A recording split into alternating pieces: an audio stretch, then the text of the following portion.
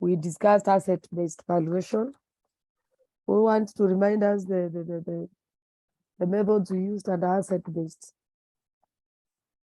We say there's asset-based approach, there's income-based approach, and there's cash flow-based approach. So in our last class, we discussed the asset-based approach. Today, we are supposed to discuss the cash flow-based approach. Someone to remind us the approaches we are using and asset-based. We had book value. Yes? Book value approach. Book Net value resource. approach. Net Net book resource value approach. and replacement The other one? value. Replacement value. Replacement. There's net book value, replacement, and which other one? We discussed the three approaches. Net realizable value. We talked of three: net realizable value, replacement value, and net book value. Those are the approaches we were using and asset-based. So we are supposed to discuss now the income-based. We say there are three approaches. There's asset-based, there's income-based, and there's cash flow-based. Today we'll discuss the income-based or returns-based. This is more focused on the return the shareholders would expect or they expect to be compensated with. And normally shareholders get their return in the form of dividends. So we'll focus on the models which explain the future value of the dividends for the shareholder. And we have three models. We have the Gordon growth model. I know these are terms you are familiar with. We have the Lita dividend model and James Walter model of dividends. So those are the models we are going to discuss. And the income-based. I know there are models you have had before, there are models you have worked with before. So we'll try to move a bit faster so that we can cover the three of them today. So who knows anything about Gordon growth model? It's something you must have had. If you have done CPA, it's a common term in CPA. If you have interacted with financial management, it's also a common term. Who knows what is a Gordon growth model?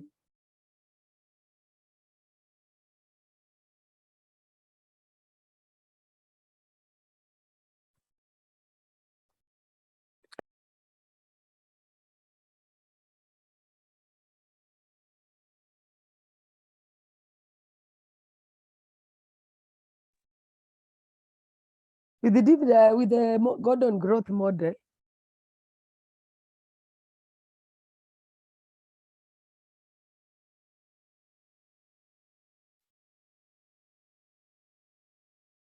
with the Gordon growth model, it suggests that the market value of the share is equivalent to its future, to the present value of its future dividends.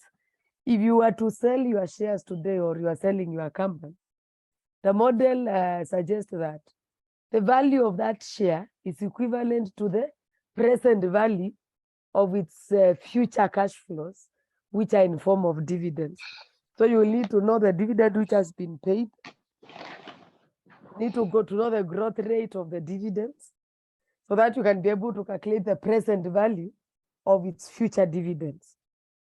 So that's the Gordon growth model. I know it's not a new term, something you must have heard before.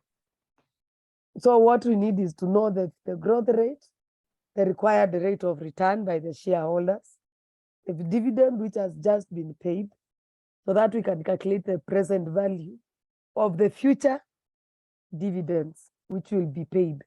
Because when a shareholder sells off their shares, it means they have released their right to getting the future dividends to someone else. So the future dividends will belong to someone else. So we have to calculate the value factoring in the future dividends. So there's a formula for that. We usually say the value for the share equals to the dividend which has just been declared into 1 plus the growth we expect, divide by required rate of return by the shareholders minus the growth. That's how you calculate the value of the share. So here you can be able to get the dividends which has just been declared. You can get the growth rate. You can get the rate of return, and you will be able to calculate the value of the share. The three amounts are to be estimated. Let's assume you are valuing. We said mostly we do valuation for companies which are not listed in the stock market. Those are the companies which are mostly valued. Because for the case of a company which is listed in the stock market, we'll have the share price, which you can use to value the value of the share. But if the company is not listed, then you have to value it if you are to sell it. So in that case, you have to estimate the values. The dividends which has been declared is an estimated value. It's just the dividend which has just been paid in the previous period, the last dividends to be declared. Then you have to estimate what we call required rate of return, which is RE. Required rate of return as risks. Required rate of return, you have to consider business risk. You have to consider business risk and a gearing risk. What do we mean by gearing risk? Someone to tell us? What do we mean by business risk?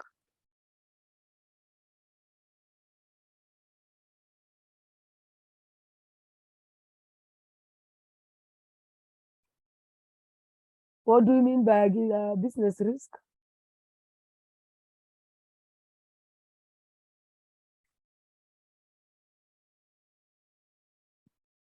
What do we mean by business risk? These are general terms. When I'm saying there's a business risk, what exactly do you mean?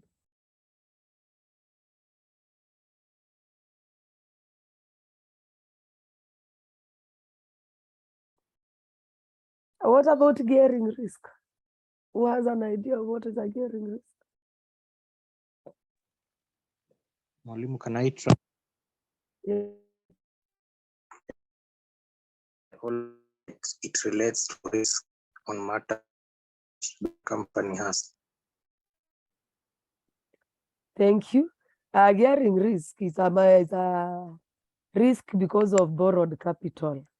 Risk associated with borrowings in a company capital structure. If you are valuing a company which is financed by equity capital only, and because we have said that you value only company which is not listed in the stock market. But because some of these values we cannot get for them, we use a company of the same size, which is listed in the market to estimate these figures, like the required rate of return by the shareholders. So you have to get a company of the same size, but it's not exactly with the same capital structure. So there are some capital structure which will have equity and borrowed capital, and some capital structures which will have equity only. So gearing ratio arises, gearing risk arises because of borrowed capital. Because of borrowed capital is the one which would lead to gearing risk. While business risk arises because of the sector of the business or the area. As in, if you're in manufacturing, there are business risks which are associated with manufacturing industry. If you're in education like ACA, there's a business risk specific to education sector.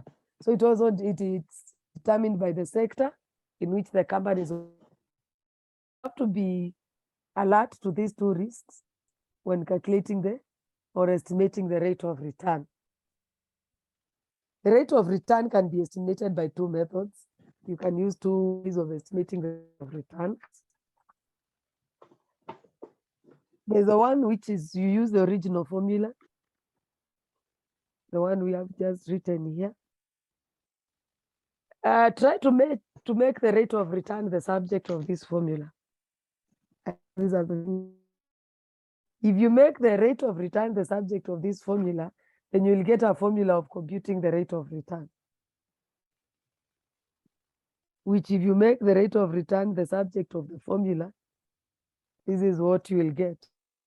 RE, that's the rate of return, will be equal to the dividend which has just been declared into 1 plus growth divided by the price, the market price per share plus growth. If you make the rate of return the subject of that formula is what you'll get. And this is one of the formulas you can use to calculate the rate of return or to estimate the rate of return. The other formula which you can use is what we call capital asset pricing model. I said this you need to borrow from almost all the units of finance. Who remembers the capital asset pricing model formula? Where we say the required rate of return equals to risk-free rate plus bracket of expected market rate minus risk-free rate, then you multiply by the beta of the market. Thank you. Someone has memory of that, at least. That's how the formula looks like. This is the market rate. This is the risk-free rate. This is beta, and this is risk-free rate. So you can use this formula to calculate the rate of return.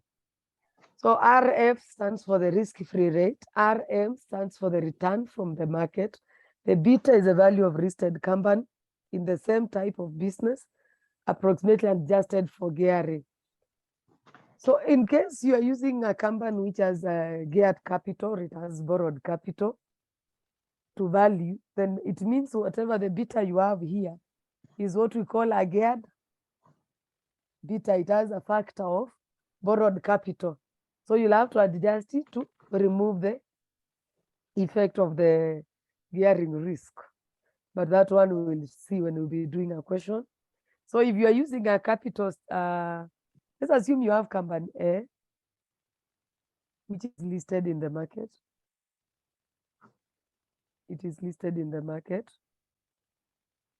You have its beta, the capital is equity. Equity that's borrowed. Then you want to value company B, which are operating in the same business. Both are universities, for example. But the company B is privately owned company. That means it has only equity capital. But the rest of the factors are the same, so they can be compared. And you can use the data for A to value B. The only difference they have is the capital structure. It means the beta for A can be used to value B, but you'll have to adjust it to remove the effect of the borrowed capital. That's exactly what I mean, but we'll demonstrate it in our question.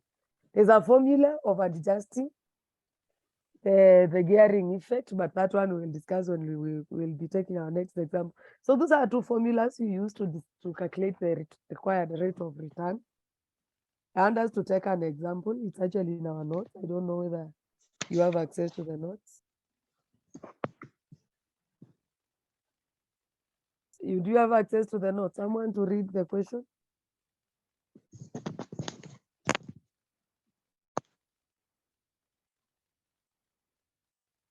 There's a small question, the evaluation based on shareholders' rate of return and from the listed company. The first example. There's a part I've skipped from the notes because I want us to do it practically. I know that formula mixes so many people. So we'll just do it practically. Someone to read the example which is there on the notes. Statistics of the company. Company A to be valued. Dividend per share just paid is 12 shillings.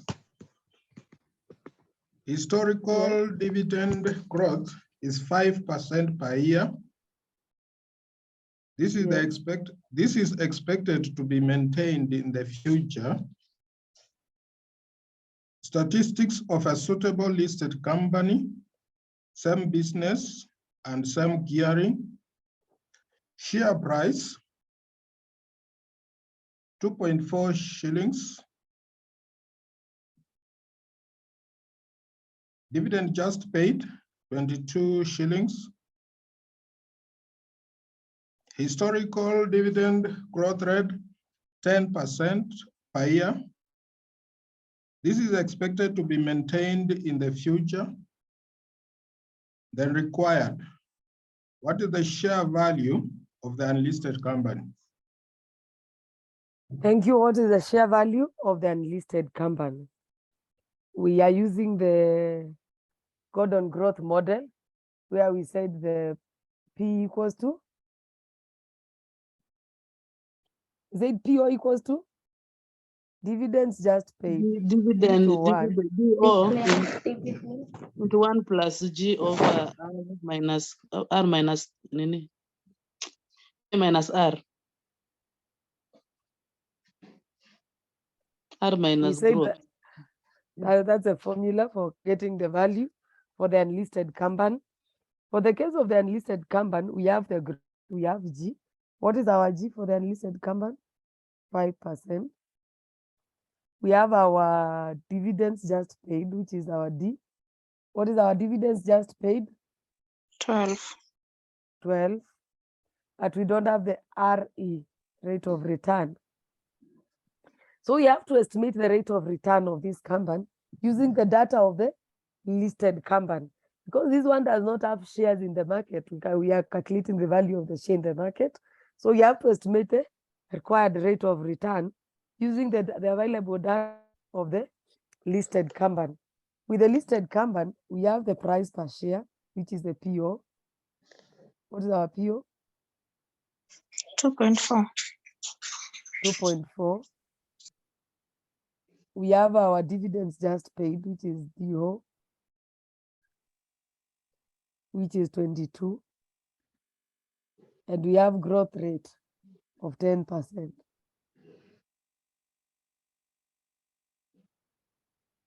So with this, you can calculate the required rate of return. We are making an assumption that the company is of the same size, the same sector. So you want to know the required rate of return. We have just given a formula of computing the required rate of return, which we said make R the subject of the formula and derive a formula of computing the required rate of return. What was our formula for the required rate of return? Dividend just paid. Yes. Plus growth rate all over the share price plus the growth rate. So in this case, we are looking for the R equals to, we have the dividends just paid, which is, what's our dividend just paid? 22. Our dividend just paid is 22. 22. Just a minute.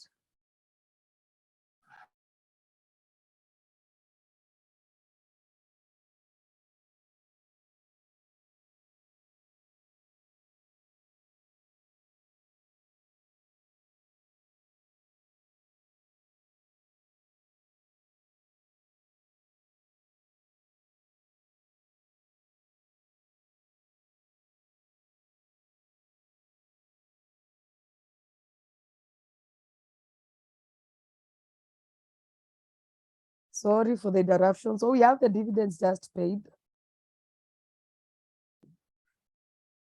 Then we have 1 plus growth. What is our growth rate? What is our growth rate? 10%. 0.1. Which is 0.1. Divided by our price per share is 2.4 2.4. plus growth, which 0.2. is 0.1. 0.1. Let me confirm what I'm supposed to do with the 22 because it will give a very weird rate. Are we given the number of shares?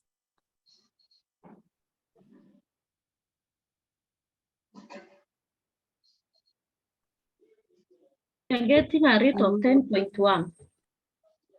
10.18.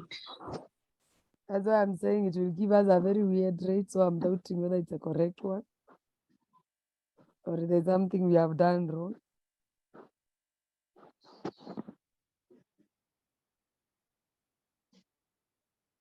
You're getting a rate of? Okay, the You dividend, compute- the dividend paid here, Mhm. you've on the question it is 22, but on the worked illustration it is 0.22.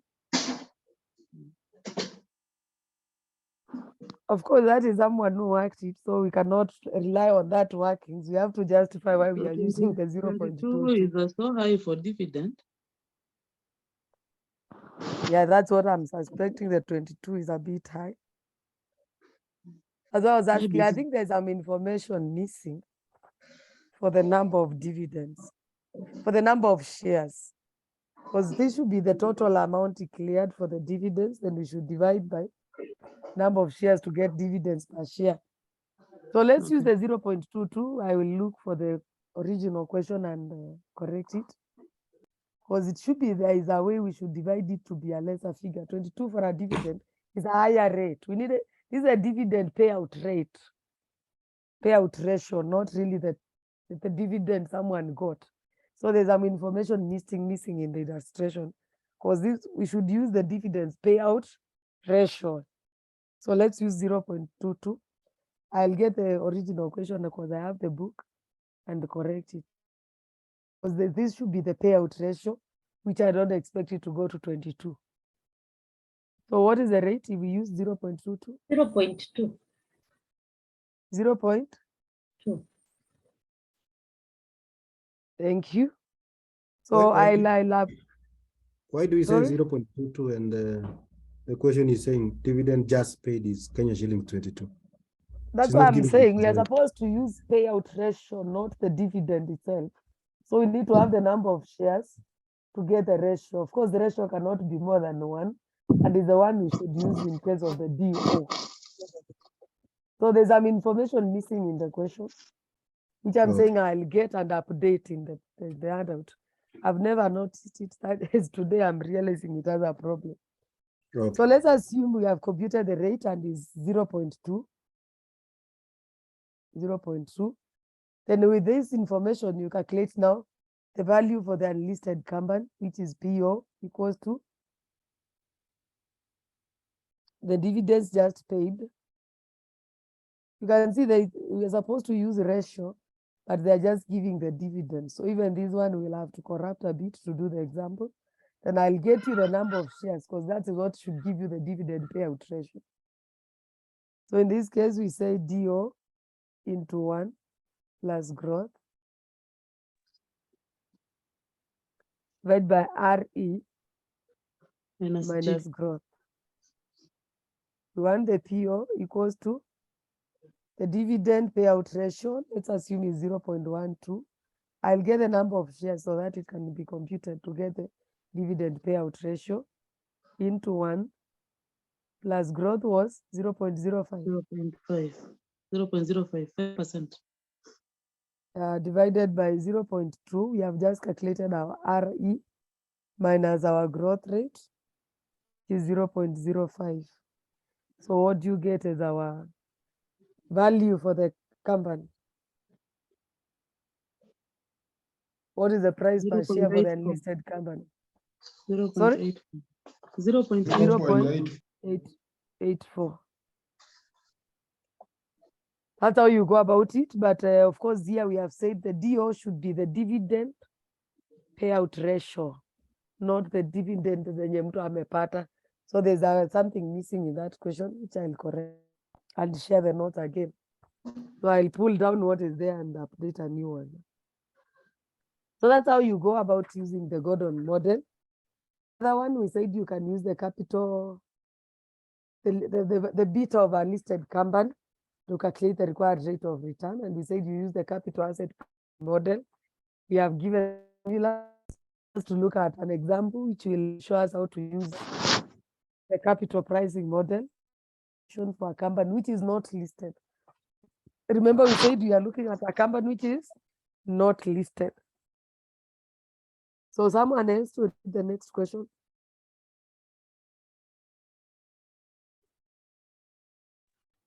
Valuation based on a beta of value of a listed company. Statistics of company B. Statistics of the company B to be valued. Dividend stroke shares just paid is 10 shillings. Historical dividend growth rate is 5% per year. This is expected to be maintained in the future. Company B is entirely equity financed. Statistics of a listed company. Not that one, that is pure equity. It's equity finance. Okay. Yeah. The other one. Statistics of a listed company in the same business. The beta is 1.6. Risk-free rate is 5%. Return from market is 15%. This company is geared in the ratio debt to equity. It's 2 to 5. The tax rate is 25% required. Calculate the required rate of return, assuming that company B is also geared in a similar way to company A, assuming there are gearing differences. Okay. That's the data we have, and we want to calculate the value of company B, but we have to use data for company. Which company?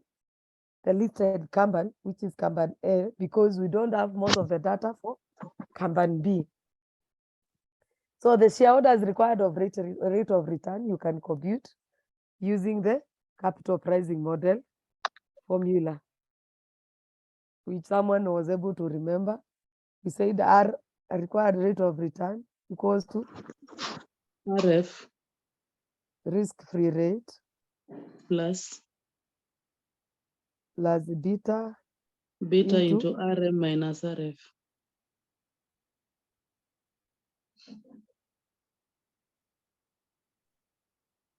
So in this case, what would be our required rate of return for the 5%. listed company? 5%. The RF is 5%. RF is 5% plus RM is 15%. Beta is 2.5. It's 1.6. 1.6, I mean, 1.6. sorry. 1.6. RM is 15. 15% minus 5.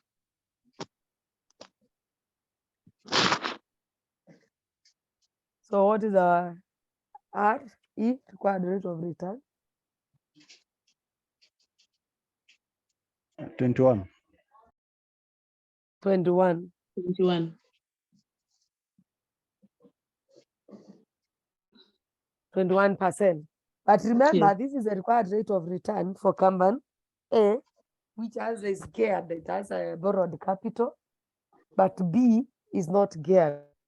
In a borrowed capital, so that we can structure is equity.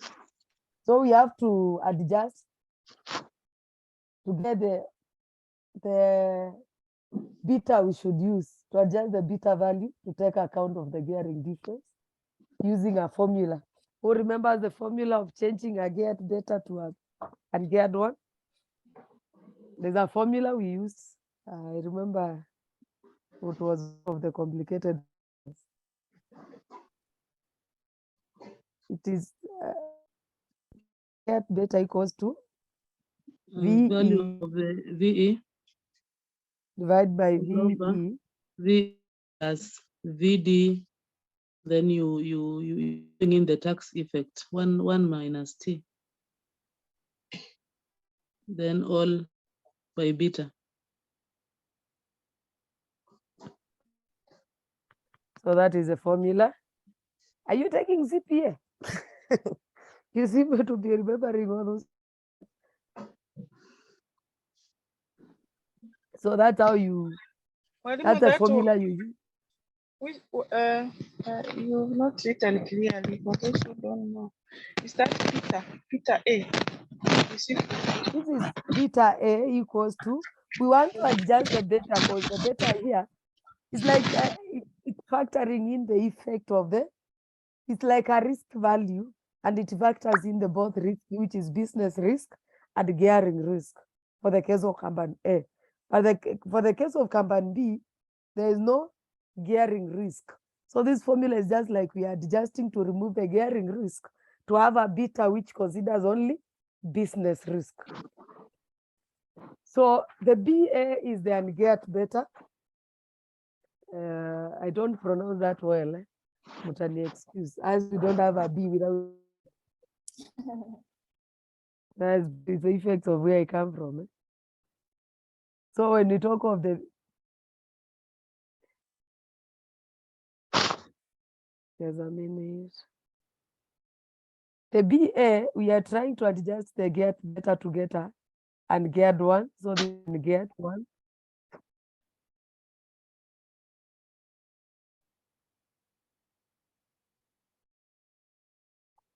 The board demands a manga 10. So let me just read them out. I think you have the notes, you will be able to go through.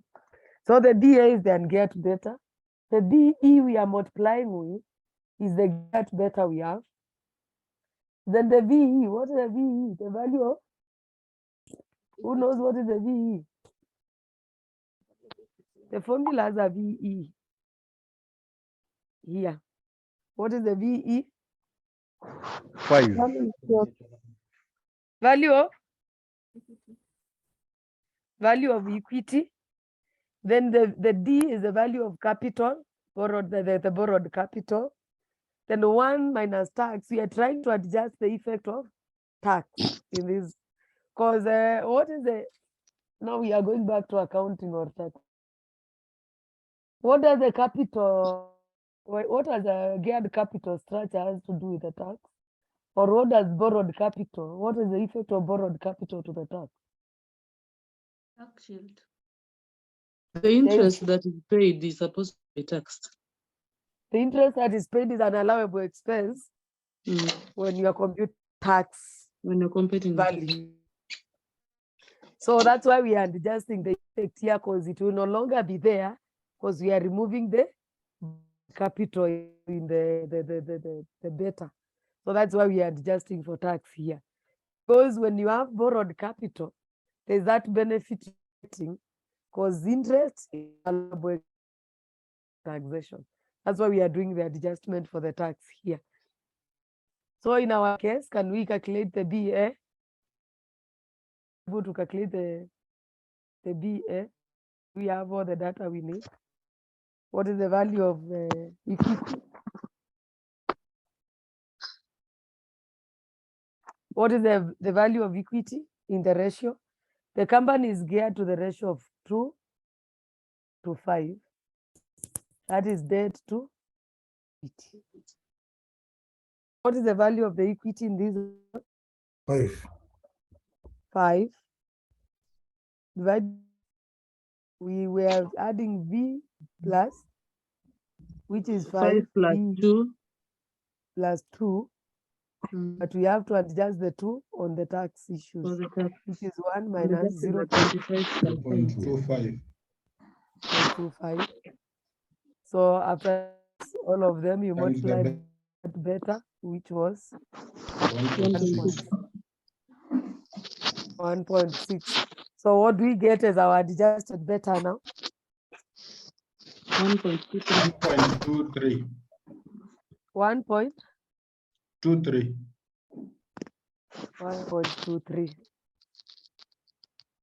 So that's our new beta, which is adjusted for the effect or the risk of gearing.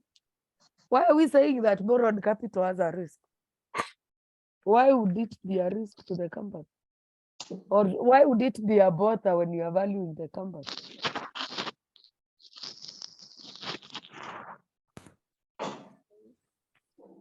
When we are compensating in case of liquidation or we are selling off a company, Those are the first people who claim, and they have attached claim to some assets. You might find that they have attached claim to the land, they have attached claim to the manufacturing plant and all that. So that's why we have a risk which comes with the borrowed capital. So that's why we have to factor it in this case, because this company is not facing that risk like the other one, because them, they don't have any borrowed capital. So now with this one, you can calculate the correct return of rate of return for company B, which will be using the capital model formula. What will be our RE? What is our risk-free rate? 5%. 5% into 5% plus Plus 1.23. 5% plus 1.23 into to 15 minus 5. Am I the correct? market rate. Okay, so what do we get as our required rate of return? 17.3. 17? 0.3. 17.3. That's our required RE, that's our required rate of return. So that would mean these are percentage. Remember, it's a percentage because we have used percentages here. So we have the required rate of return, and we have the data for the company, which we are valuing. So we can use now the Gordon growth model formula to calculate the value of the enlisted company.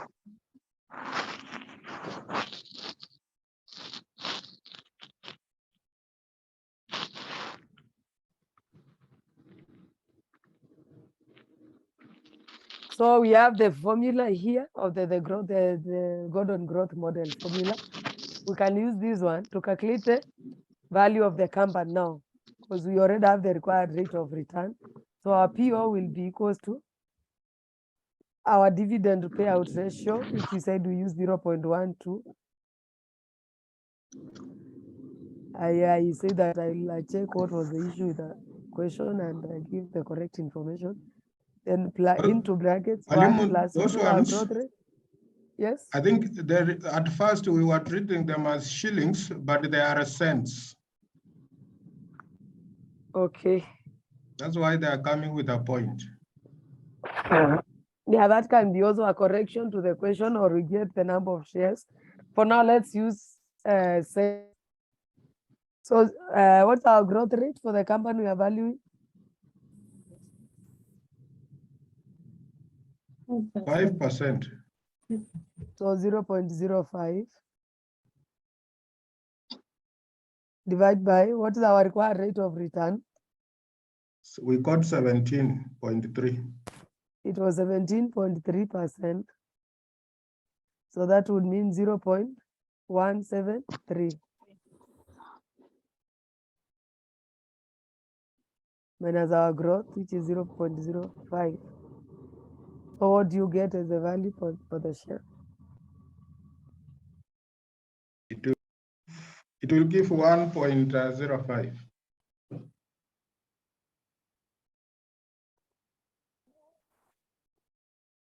1.05. 05. Thank you. So that's how you calculate the value using the beta over geared over listed company. But remember, you have to look at the capital structure of the company. The capital structure of the company is critical. They might be similar in every other aspect, but the capital structure differs, which will affect the beta, and you have to do the adjustment. Any question? This far? Any question? Thank you. I think the other two models are very simple. Will not take a lot of time on them. We have James Walter model of dividends.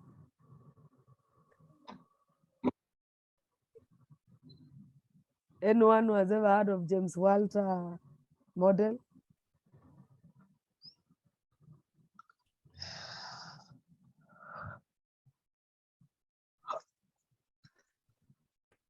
These are models which were researched and developed by different people. That's why they have people's names. So the James Walter model, the share valuation which supports it supports the view that dividends policy of a company affects the value of the share.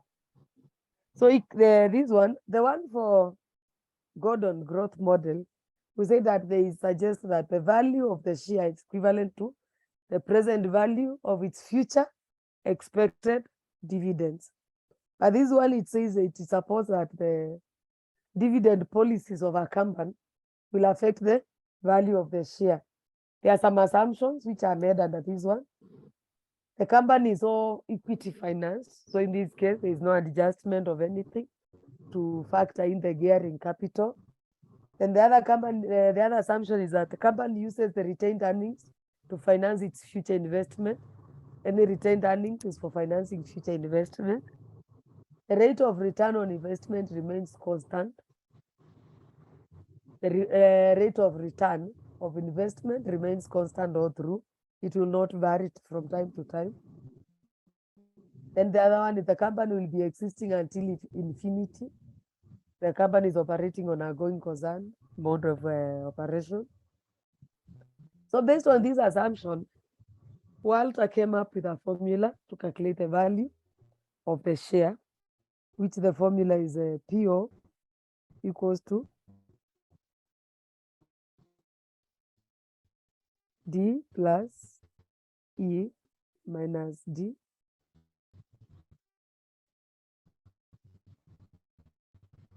or this one rate of return divided by cost of capital divided by or this divided by K.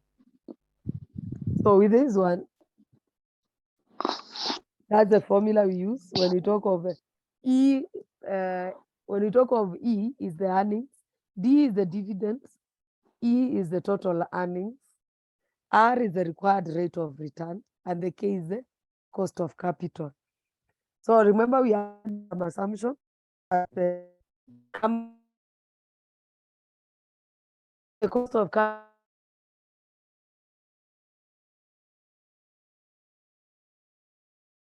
capital is just the cost of equity. There's nothing like a cost of capital of the borrowed capital with this formula. So that's the formula used to calculate the value of a company. This will work mostly for the listed companies because it's hard to get this information for a company which is not listed. So there's an example there. I don't want to take a lot of time with these last two models. Actually, the model which, let me give leakage of example. The model we would examine is the Gordon growth model, but it's important you have an idea of the other two models. So I'll not spend a lot of time on them. I want us to get a comprehensive example of valuation. We get what it means. If you are given that, I want us to do the example, which is a bit comprehensive to understand how to apply all those formulas. You have an example there, someone to read.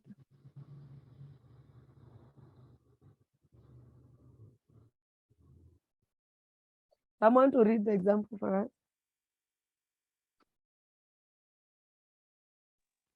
Following information has been extracted from the books of Sawa Limited for the year ended June 2008.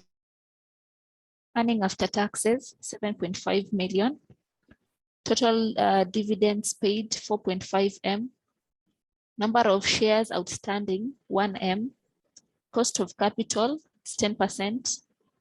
Rate of return on investment, 12.5. Required, the theoretical market value of the company using Walter's model. Thank you. I think this is very straightforward. The dividends per share, it's the total dividends paid divided by the number of shares.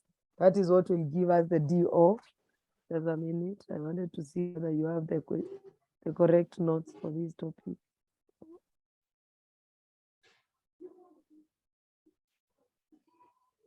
You can be working out that because you have all the information there. So you can work out the value for the share using the information given.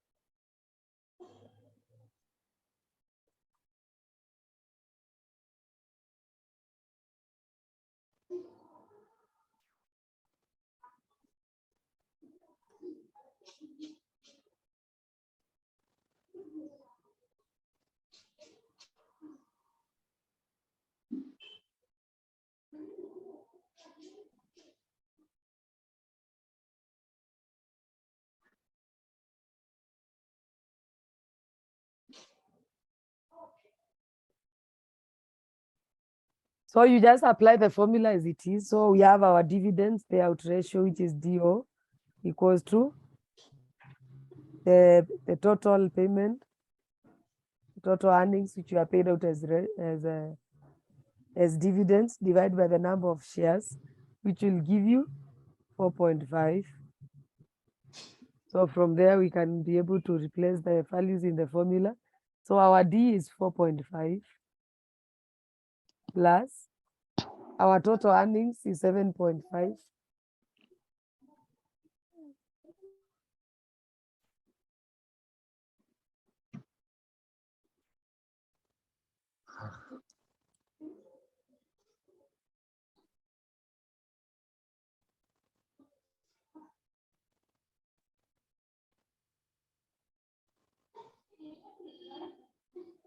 So we have the 4.5. Our total earnings is 7.5. 7.5.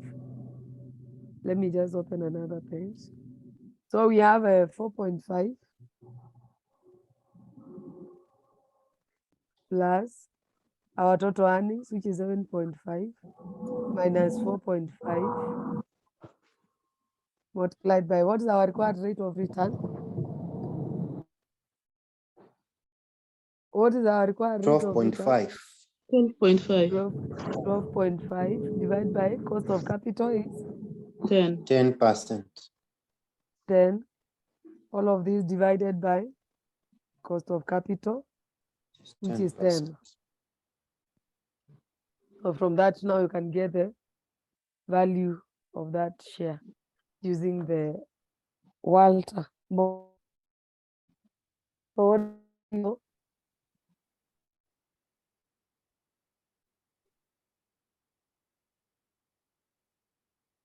Zero point eight two five. 0.825. Sorry? 0.825. 0.825. 25.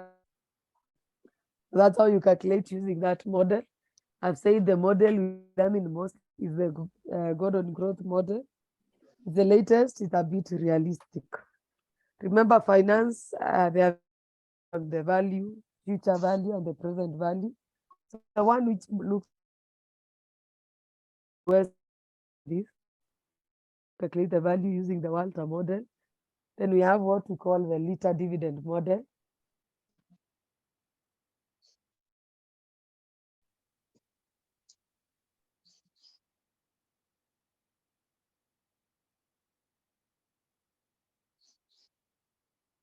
Liter dividend model. Who knows anything about it? You guys are reading, right? So I'm giving notes ahead of the class so that we come to discuss. That's why I said I don't dictate notes in class. What are the assumptions or what I assume? Because every model is based on assumptions.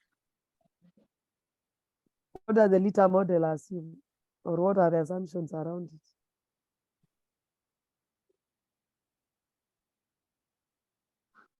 One who might have read.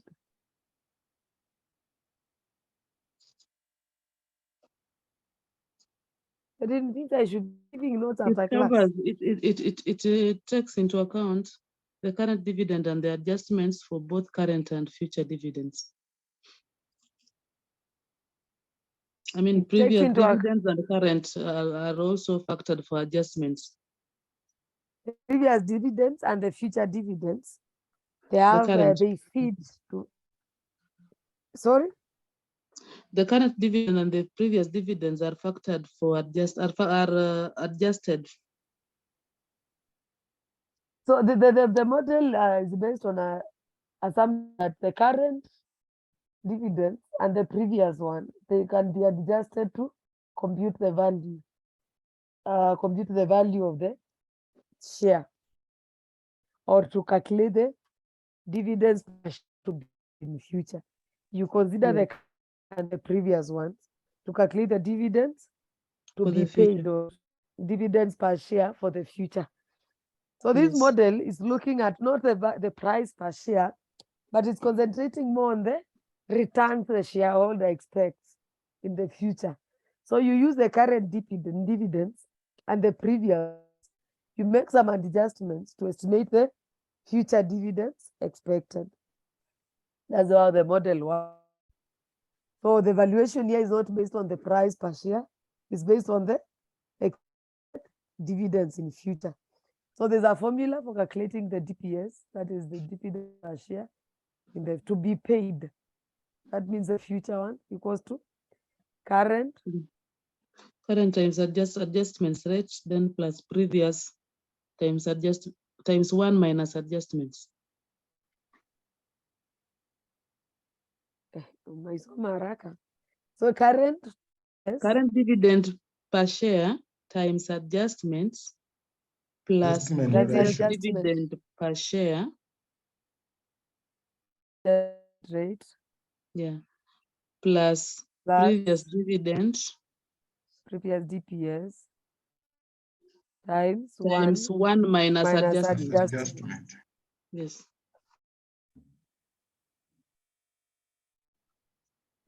So that's how you calculate the dependent dividends per share to be paid. So this valuation model is a bit different. Remember the others we are looking at value for the share or the price, the price of the share. But here it's concentrating on the dividends expected. I said I will not spend a lot of time on the dividends model, the last two. So there's an example there which is worked out. I wanted to see whether you guys have the workings, but I've realized I gave you the adult which has the workings. So that is to replace. So you can be working on that later. You can use the example there to apply the formula. Here there is an adjustment rate. It's based on a lot of assumptions because how to compute the adjustment rate is also very subject.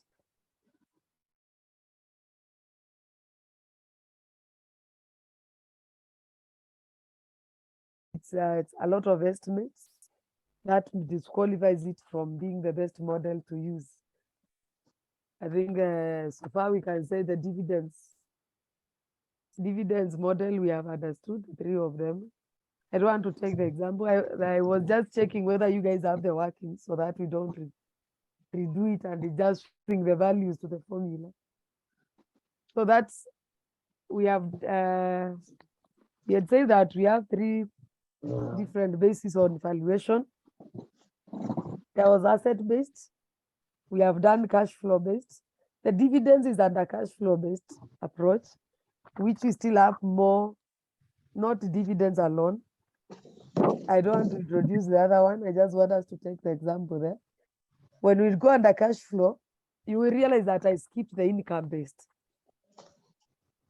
The ones who are following or the ones who have read through the notes, you will realize that I skipped the income-based because it's very easy. The income-based is based on the price earning ratio.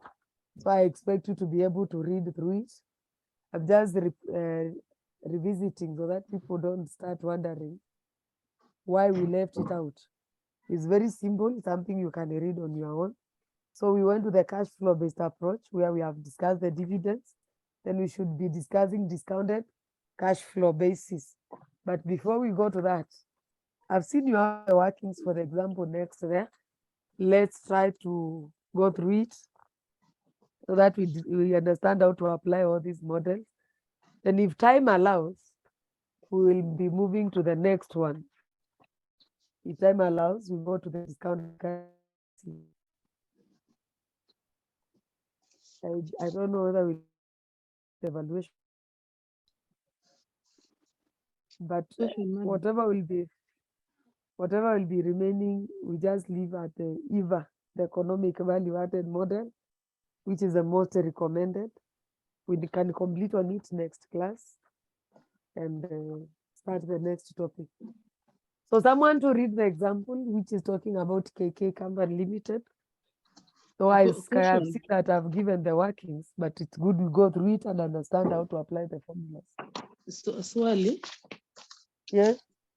So on the Linters model, the growth adjustment rate will always be given, or it will always be given. You cannot compute it. This is based on several dynamics of a company. That's why I was saying it's an estimate which comes from the company. depending on the history of their payout ratios of the dividends. So it will always be given. There's no way you'll be told to compute because you need to get the statistics of the company of the previous years to know the changes, how likely it's supposed to, how likely it will change and how much it has changed previously. So it will always be given. It's also something you can be requested to compute. Okay.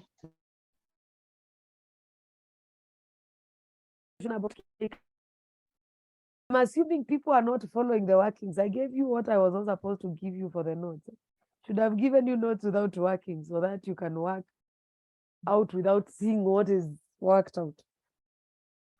So I might be pulling it out down and put up what has no working so that you can be able to revise. Otherwise, if you have the working, unang'ang'ana kumatch na chenye kimefanywa hapa. Someone to read the question on KK company. KK Company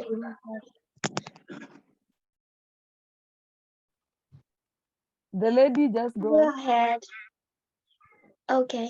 KK Company Limited is planning to absorb 3 other companies so as to realize its sales records of $500,000 per annum. In accountants, have advised the company to maintain such a size that it will enable its shares to sell at a minimum price of 16 shillings. The company's last published balance sheets indicates the following. Should I read them? Yeah, just go through them. Ordinary shares of 10 shillings each per 50,000, reserve 65,000, current liabilities 40,000, total Should be in assets millions. million.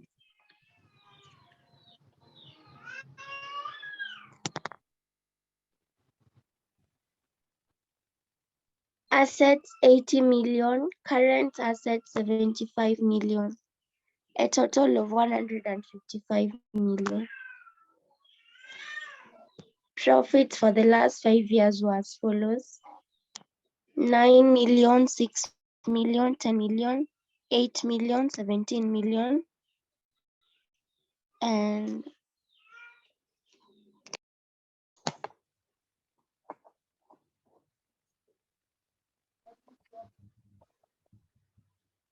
The price earning ratio Price applicable. ratio.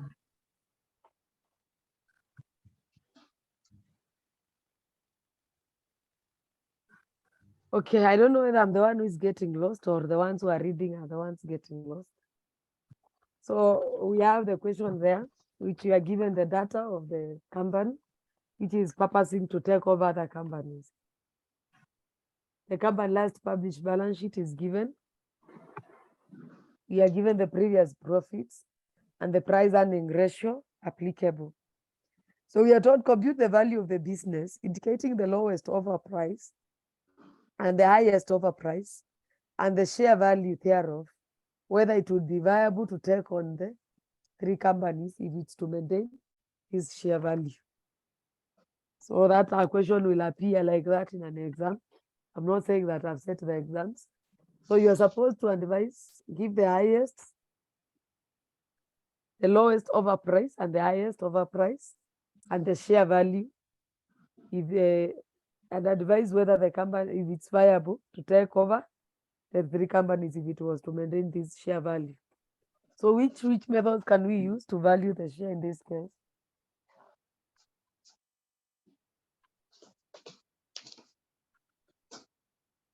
Which method can we use to value the share?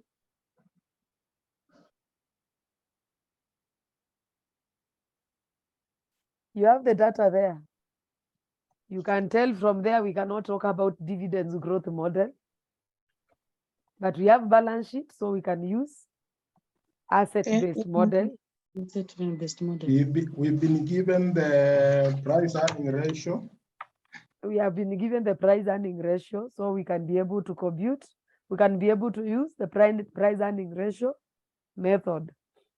So you can only use 2 methods here to calculate the value of the company as the value the the share value. Then you can advise the company. So using the asset method, we are given the book values here. Nothing like realizable value, nothing like, we don't have anything like replacement value. So we are only using net book value model. So using the net book value model, we said, how do you do it? The You net take book value assets, model. you take assets minus total asset liabilities. Should be total asset minus the total liabilities. Total assets minus total liabilities. So using the asset net book value, the difference is 0. NBV, you use the total assets. Total assets. What is our total assets? What is our total assets? 155. 155,000. What is our total liabilities? 155,000. No, 40,000. Liabilities is any borrowed capital. 40,000. Liabilities is any borrowed capital plus current liabilities. In our finance by section, we have ordinary shares. Ordinary shares is not a liability. We have reserves. Reserves is money belonging to the ordinary shareholders. So we only have 40,000, which is the current liabilities. We don't have a borrowed capital in their structure. The capital structure doesn't have borrowed capital. So that you get the value is 115,000. That's the value of the company, 115,000. How many shares do we have? How many shares do we have? 50,000. The number of shares, we have 50,000. That's the value. Divide by 10, that is 5,000. We have 50,000. 5 million. That's the value.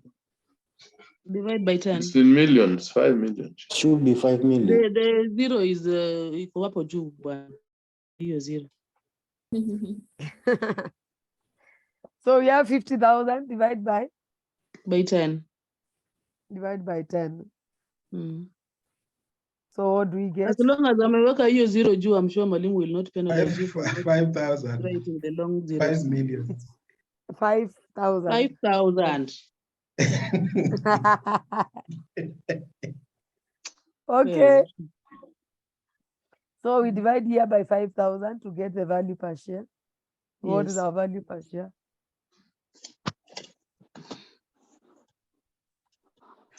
That is What is 23. our 23. 23. 23. Mhm. So if you were to sell the shares or to sell the company, the minimum they should accept using asset-based model should be 23. 23 shillings.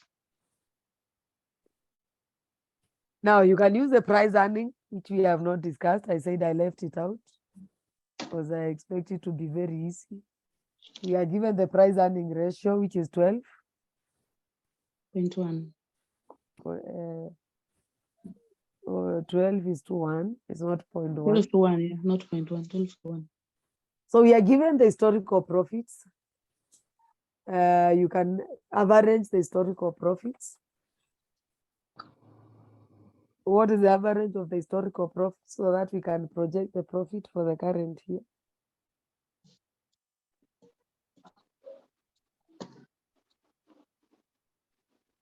So we have said with asset base.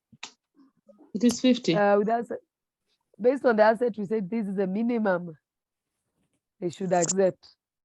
Yeah. On the total, It is the total 10,000. profit is 50 divided by 5. Yes. So the average profit is 10 million. It's 50. 10,000. 10,000. Yes. People are fearing zeros. Why are you fearing zeros? Wanatulipa Kenya is vipi? a lot. The examiner didn't want us to have so many zeros. So Kenya, aliziweka kwa bracket. So what is price earning ratio? Someone to divide the price earning ratio before we use it here. Because we want to get the value of the company. And we are given the price earning ratio is 12:1. What does this one interpret to? Someone to interpret this for us. What does this one interpret to? 12 shillings per nini? Sorry? Price per share to earnings per share. What does it mean to you as a business or as a shareholder in a company? If you are given a price earning ratio, what does it exactly mean to you as a For every shareholder? one share, For every one share, you earn 12 earn shillings. 12 shillings. Thank you. For every one share, you earn You earn 12 shillings. 12 shillings. So calculating the value using the price earning ratio, you use the price earning ratio, which is 12 for every one share, times the profits of the company, which was 10,000.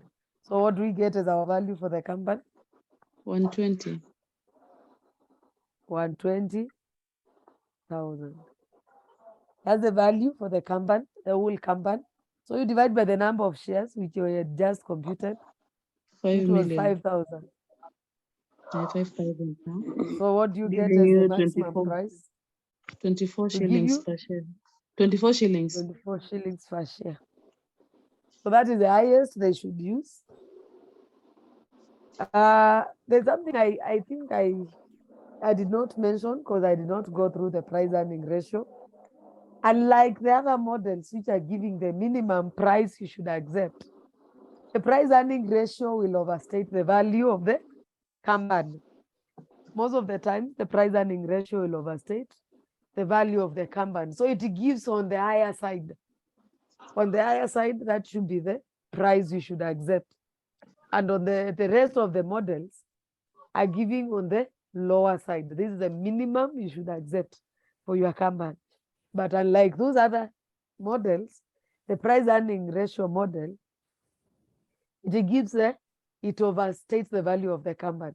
You can see we have just said the historical price earning ratio, which is 12 times the profits which have been made over years.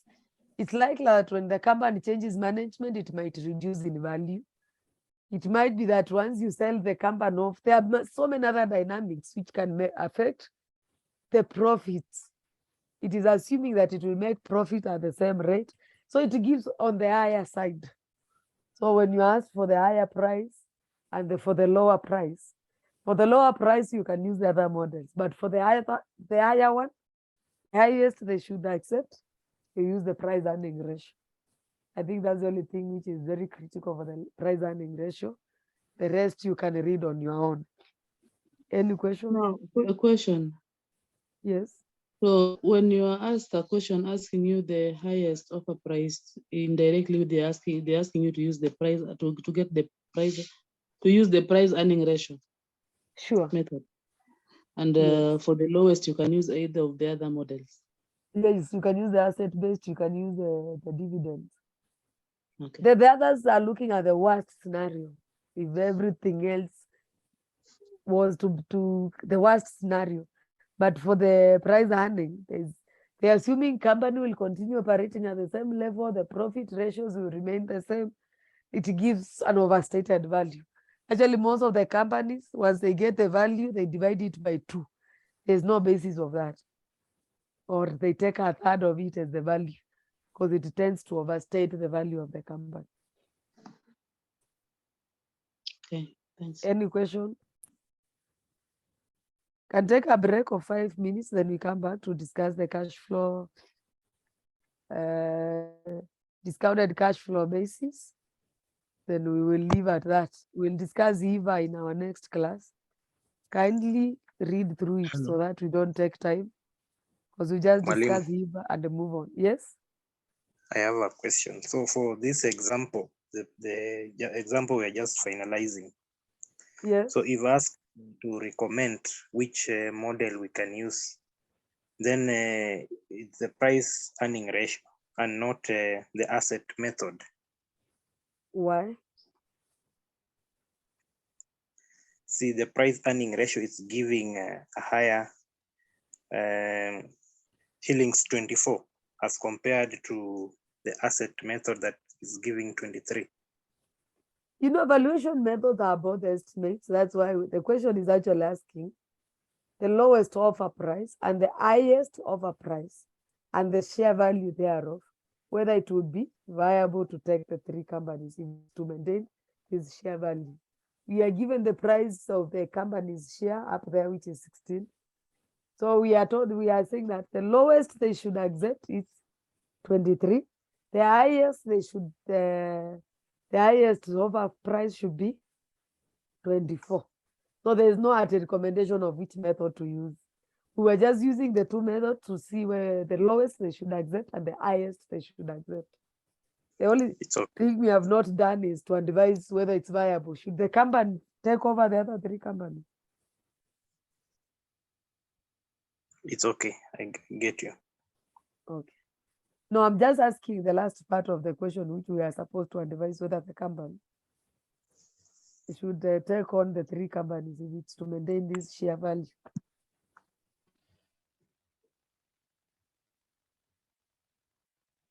Anyone who has an advice to the company, should they take over or they should let them be? They should not, because their share value is 16 and they're supposed to give the minimum they should offer is 23. So they should not take over the three companies because they are demanding a higher value per share compared to their value. So I'd mention that we take like 5 minutes break. Let's talk of 10. So we'll be back at 9:36. Mwalimu, as we take Kama a- hujakunywa chai utafute chai. Mwalimu, as you take a break, can you kindly project the working? Yep, price earning.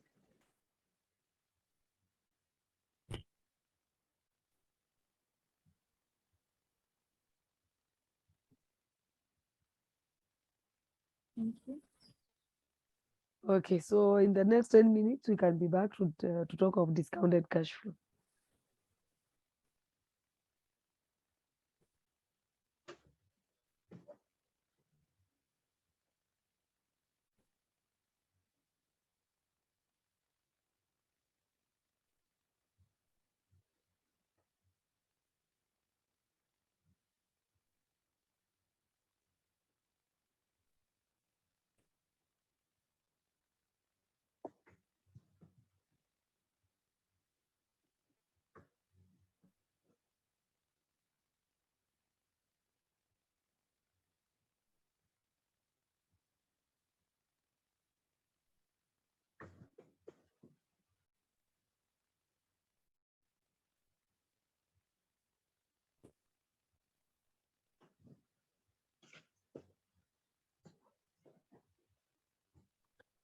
Which I will prefer to have it in the next class. Just read the theory part. I will do the computation. Then we will move on to our next topic. So what we want to discuss is discounted cash flow method, discounted cash flow basis of valuation. When you hear word discounted in finance, what does it mean?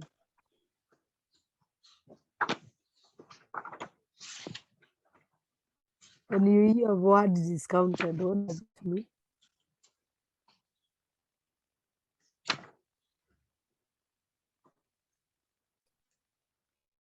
In fact, you hear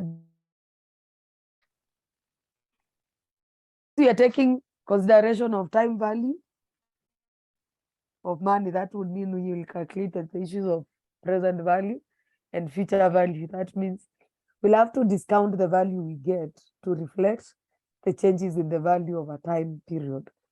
That's when you discount. So here you are talking of discounted flow basis.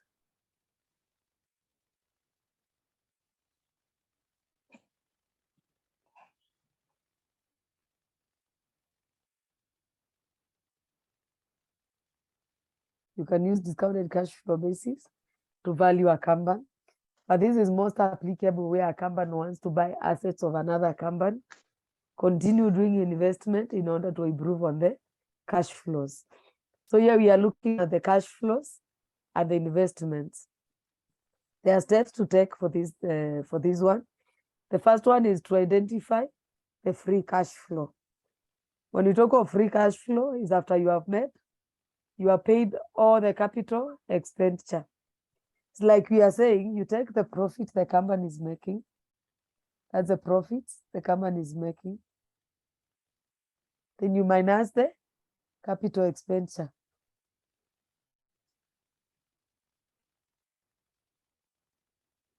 Normally, when we are doing accounting, capital expenditure has nothing to do with the profit side of the capital expenditure. Where do they go? In the normal accounting, profit and loss, balance sheet. Capital expenditure, where are they recorded? In the balance sheet. The balance sheet. But in the real sense, it has effect on the cash flows because you are using cash to finance the capital expenditure. So here we are looking at operating cash flows. Let me not use the profits, what we're accounting, what are the big amount. So we talk of operating cash flows.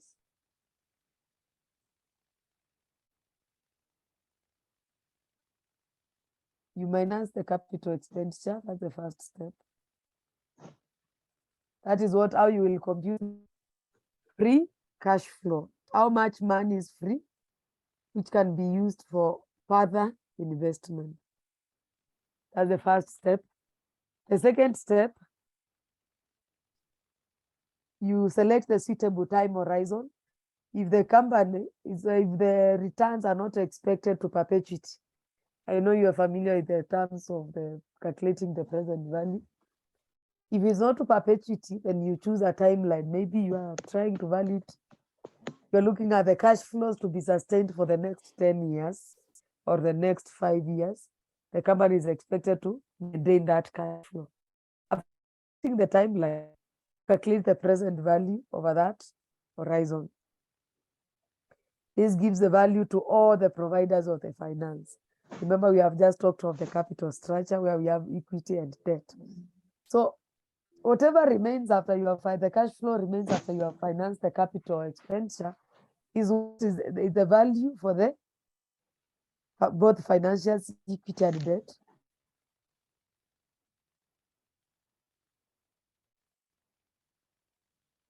So you have to calculate the present value of the expected cash flows, of expected free cash flows. In this case, not just cash flows, but free cash flows. So you determine the timelines or time horizons. You expect the company to sustain that cash flow. Maybe it is to perpetuity that has no end.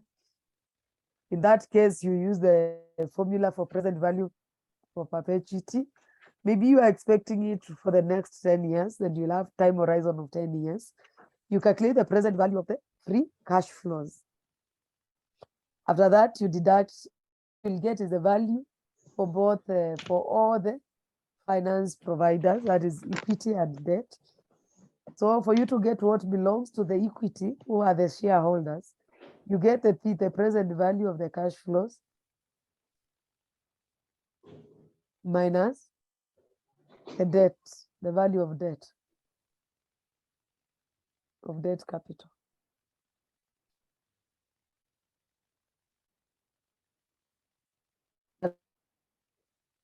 To give you the value of the company which is available to the equity shareholders or the equity capital providers.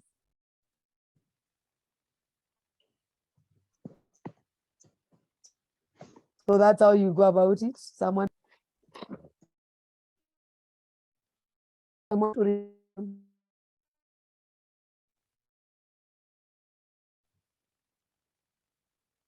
Well, before we read the exam, I didn't get clear. That formula, is it cash formula? You've just written equity and debt over the present value of cash flow minus value of debt. What do we get? The value we get, what do we call it? Let me go back to the notes. We have just said that the process of this one, you have to calculate what we are calling free cash flow, where we said is operating cash flow minus capital expenditure, that you get free cash flow. Then you determine the horizon you expect the company to sustain that. Maybe it's to perpetuity, that means it has no end. Maybe it's 10 years or 5 years. And you calculate the present value of the free cash flow over the determined time horizon. Whatever you will get is the value for all the capital providers, both debt and equity. But remember, when you are valuing, we are looking at whatever will remain we are looking at the value for the shareholder or the capital provider of the equity capital. So that's what we are looking. So you get the present value of all the cash flows minus the value of the debt capital, so that you get the value for the equity capital providers. So that are the shareholders. Are you okay now?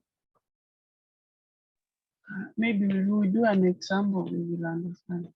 Okay, Yes. let's get to the example. Someone to read it out? Let me read. Yes. Example, the following information has been taken from the income statement and statement of financial position of a company. Revenue is 350 million. Production expenses 210 million. Administrative expenses 24 million.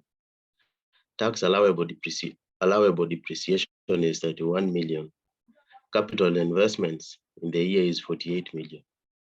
Corporate debt stands at 14 million, trading at 1%. Corporate tax is 30%. The weighted average cost of capital is 16.6%. Inflation is 6%. These cash flows are expected to continue every year for the foreseeable future. What is required? Calculate the value of equity. And then there's a working. Okay, the working is what I made a mistake of giving you people. I should not have given the workings. We should be working out in the class. But it's good to know where we are getting the figures from. So we start off by getting the free cash flow. We compute the free cash flow. That's the first step we said you do. We need to do first is to know what is the free cash flow.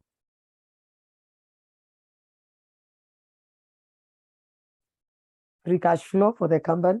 We are given the revenue. They are making some revenue from their sales.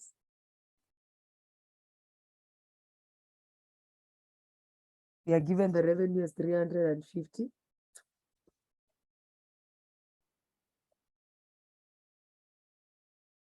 So when you talk of calculating the free cash flow, it's more or less like you are calculating the profit for the company, which is not attached to any expense related to generating it. So the revenue, we have 350. Then we have production expenses. They are producing using there's some production expenses. In accounting, what do you get after you remove the cost of sales from sales? Gross profit. Gross profit. So what do you get as the gross profit in this case? That is 240. 140. 140. 140,000. Then you remove the expenses which are related to generating that income. You remove all the expenses. We have the first one is administrative expenses. Admin expenses, which how much is the admin expenses? 10 million. 24 million. 20. Where are you reading 10 million? Watu wamechoka. So the earning before tax is how much? I'm trying to remember accounting. You know me, I don't teach accounting. So if I use wrong terms, you'll excuse me. Earning before tax is how much? 116. 116,000. million. So we have to bring in the tax because it's also consuming on the cash flow. Tax, how much is the tax? We have 31 million. how much is the tax? 30% of 30% of that one. 30% of 116 is how much? 116, 34. 34.8. 34,800. 34,800. Yes. But there's a relief we are getting because of the depreciation allowance. So how much are we saving on tax because of depreciation?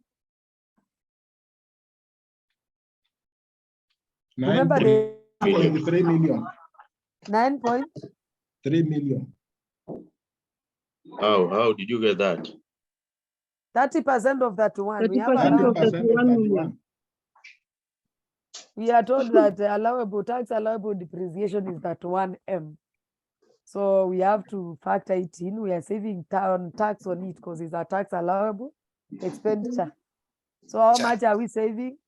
But I think it should be the full.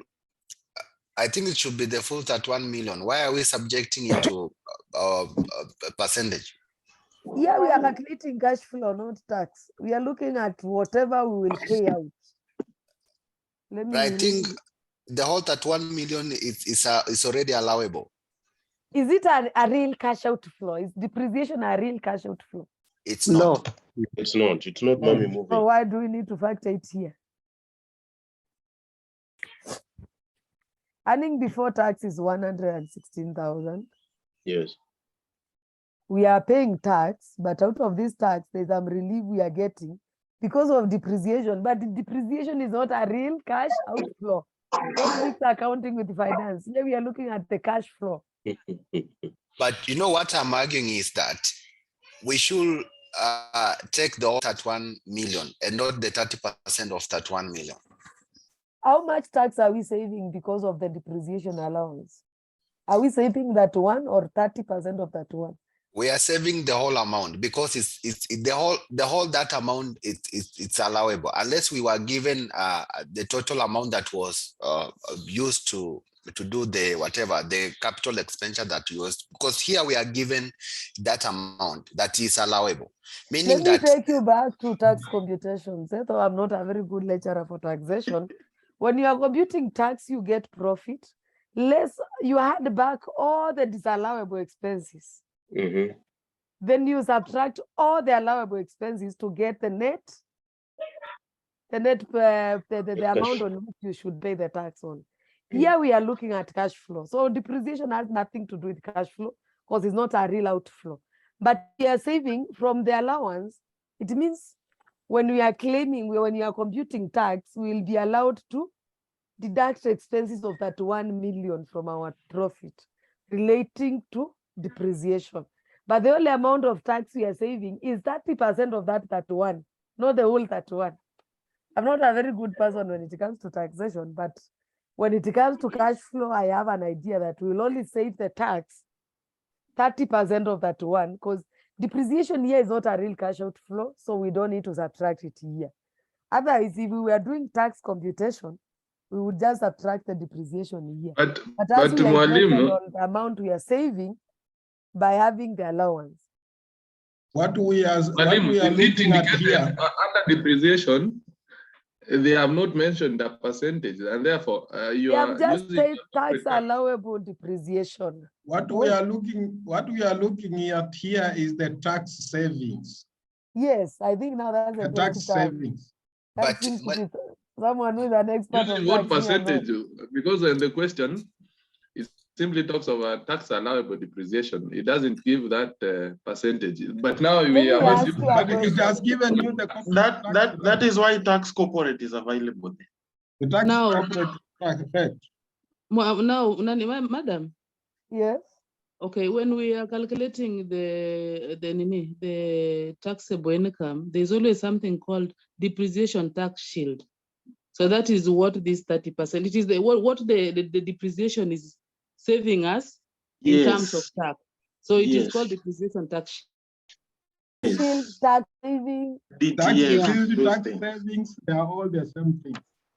They are all the same thing. So here we are not looking at the depreciation. Even when you are claiming IBD for buildings, do you claim the whole amount of the saving you are saving because of having capital investment? This is more of taxation. Eh? So whoever is having an issue with that, you need to revisit taxation. Have you done it? I'm not a lecturer of taxation. I avoid it because it keeps changing. But at least when it comes to the real accounting, I'm doing this. This is what I do on daily basis. So I know there's tax shield and tax saving, and that is what will affect the cash flow. For the profit and loss, for the purposes of tax, it will be the whole amount. But here we are looking at the effect on the cash flow. So we will leave that one to the person who has an issue to go and revise on the area on tax shield. I think the way it was called is bringing a problem. Eh? It should have been called capital expenditure. Those relief on capital expenditure instead of depreciation.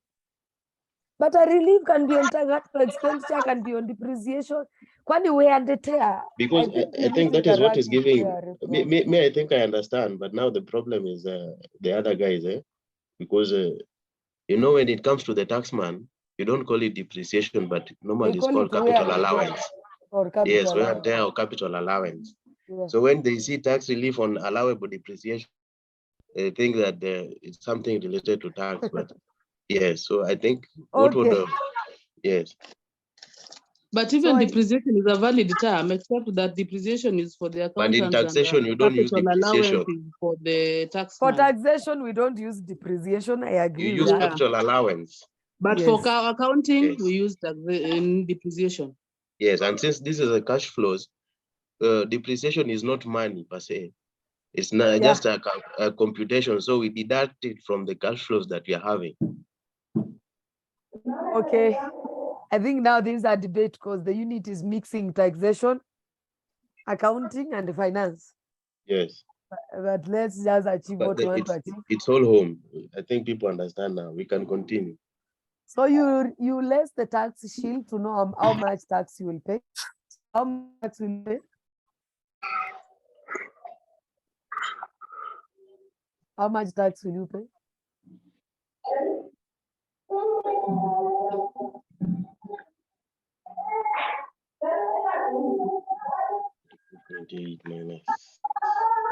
Sorry?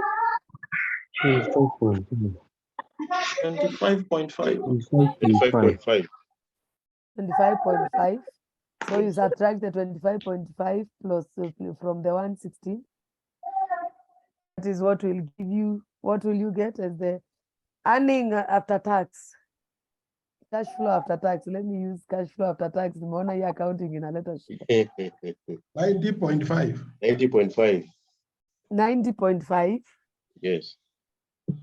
There are so many people who are putting it on chat. Okay. I thought it's a question.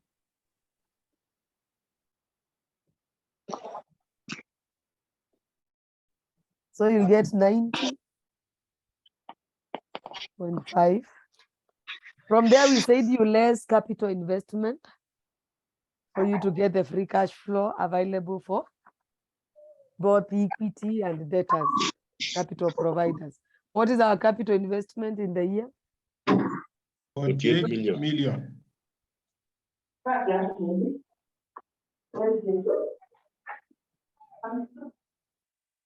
$48 million. So what remains as our free cash flow? 42.5. 42.5.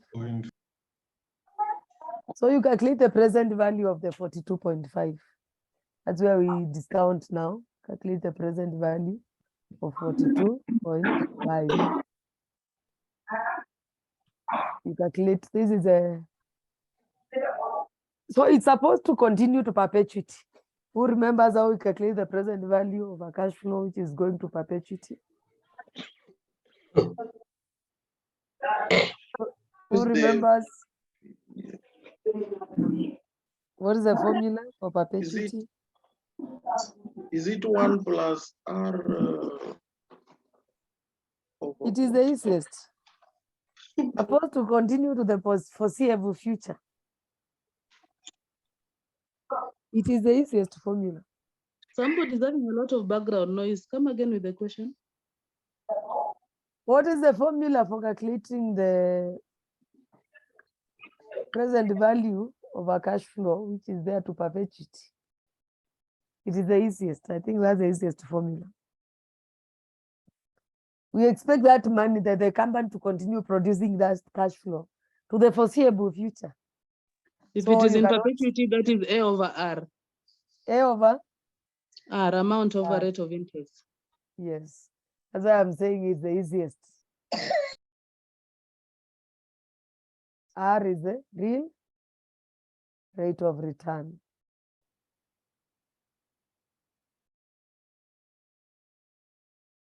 Now the question comes, how do we calculate the real rate of return? How do we calculate the real rate of return? We are given the work, that is weighted average cost of capital for the company. We are given inflation rate. So we need to calculate the real rate of return.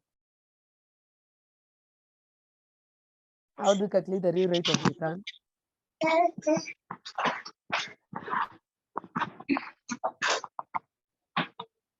The real rate of return equals to 1 plus the nominal rate. What is a nominal rate? Before I assume everyone knows. Divide by 1 plus inflation interest rate. Inflation rate. Minus 1. When we talk of Rn, we are talking of the nominal rate. What is a nominal rate? Weighted average cost of capital. What is it exactly? Even if you given work, what do we mean when we say we are talking of nominal rate?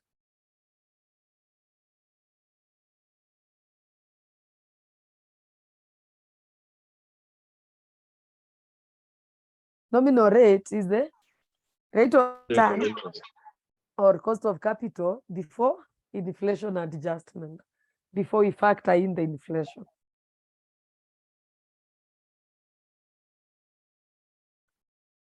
So that's why we are bringing in inflation, because the company is not working on its own. Though the weighted average cost of capital is 16.6, we need to factor in the effect of inflation to get the real rate of return. Remember, returns are affected by inflation. So now from there, calculate the real rate of return for this company. We have the weighted average cost of capital. So it's 1 plus 0.166 divided by 1 plus 0.06, which is the inflation rate. All of them minus 1. So what is the value? What is the real rate of return? What is the real rate of return? 10%. The real rate of return will be 10%. So we want to get our present value equals to, we have the value 42.5 divided by 10%, which is 0.1. So what is the correct value? What will be the value? 425 million. 425 million. But now this is where there was a question. There's a lady who asked a question about this. Whatever we have gotten here is the value for the whole company for all the capital providers, the 425 million. So we need to subtract the value of the debt. So this is the corporate value. This is the corporate value, which is 425. This includes both the debt and equity. Capital providers. So we'll have to subtract the value of the debt so that we can know what belongs to the equity capital providers. What is the value of the debt? So if you want to know the value of the equity, it will be equals to corporate value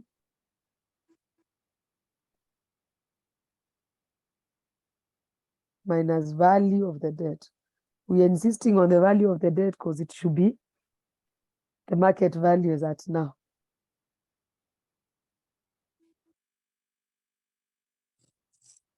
So what is the value of our debt? Corporate debt is 14 million, trading at 130%. So what is its current value? 18.2. 18.2 of everyone, we go to the 18.2. The debt is 14 million, but it's trading at a value higher than its normal value, which is 130%, which is the same as multiplying by 1.3 to get the value of the debt, which is 18.2. So you subtract the corporate value, which is 425 minus 18.2. What would you get as the equity value? 406.8. 406.8. So that's the value for the equity shareholders or the ordinary shareholders. If we were given the number of shares, if we knew the number of shares, then we could be able to calculate value per share. But the question has not given us the number of shares, so we cannot calculate the value per share. What we have is a consolidated value for all the ordinary shareholders. I think that's all what I wanted us to cover for today. In our next class, we will briefly talk about economic value added. Then we'll move to our next topic. Any question? I know I've given a lot of work, information workload, but because of the timelines we have. The good thing you have the workings, you can go through again alone and know how we go to each figure.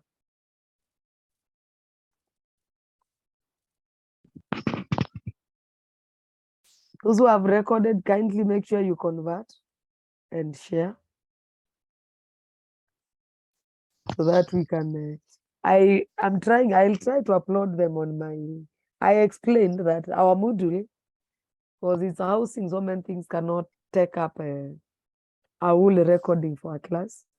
So the only way we will do it is I'll put it on my YouTube, then I direct you there to go and follow it up there. That's an option. The other option was to create a class email, which the password will be public, so that everyone will have access, and send it there. So I don't know which one the class prefers. YouTube. Email. I think YouTube will be YouTube, easier. YouTube. The email, once 2 or 3 people access it differently, it will be corrupted. So just do the YouTube. And probably someone Okay. also can tamper with the password. YouTube. I will do the YouTube. I was uploading one. Let me see whether it has completed. Then whoever has recorded now can share. You share what you have recorded so that I can put it on my YouTube and direct you there. I just give the URL on the Moodle. Then you can follow and connect to the where the links are. I think that's the easiest way because the Moodle cannot take it.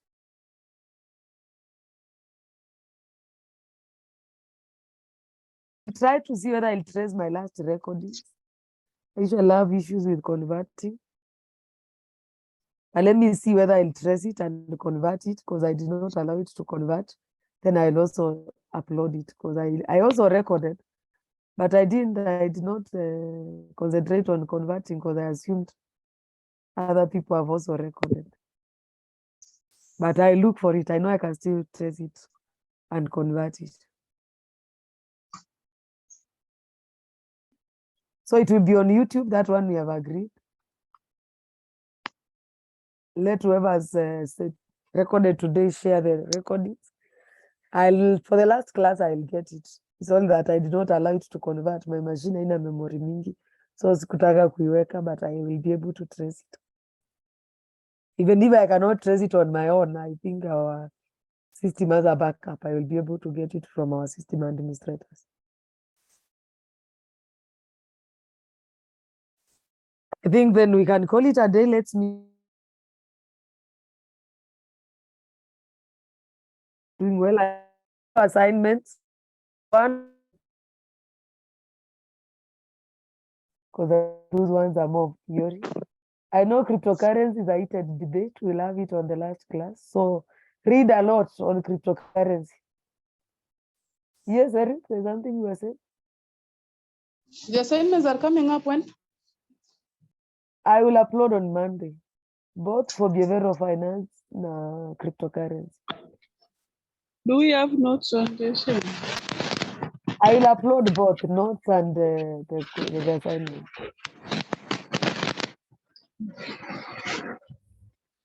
But I hope you will give us some allowance to read the notes then, so that it doesn't expire before we have them. Will give us after some allowance to read the notes. We attempt. The assignment will be more of a research. These are notes, these are theory things. So it will be more of you to research more. So whatever I will give notes will just be to guide you or to start you on. But the assignment will not be on the notes, it will be you to research. But Mwalimu, Yes? I can see an assignment already uploaded on Moodle. Yes, there's an assignment. There's assignment one already uploaded. I hope people are aware.